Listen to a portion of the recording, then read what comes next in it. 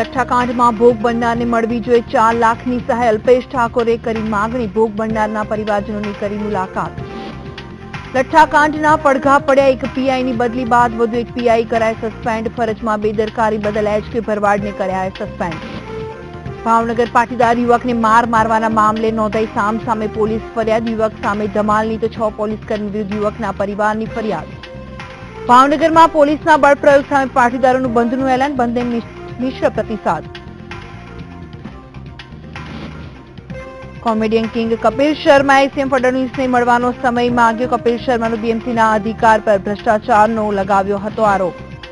જમ્મુના પુંચ સેક્ટરમાં સતત બીજા દિવસે આતંકીઓનું ફાયરિંગ. મિની સચિવાલય કરાયું બંધ તો સેનાને પણ શરૂ કરી જવાબી કાર્યવાહી. અને જમ્મુ કાશ્મીરની પરિસ્થિતિ પર ગૃહમંત્રી રાજનાથસિંહે આપ્યો આદેશ. 1 અઠવાડિયામાં સુધારો પરિસ્થિતિ. જ્યારે સુરક્ષા દળને આપ્યો આદેશ.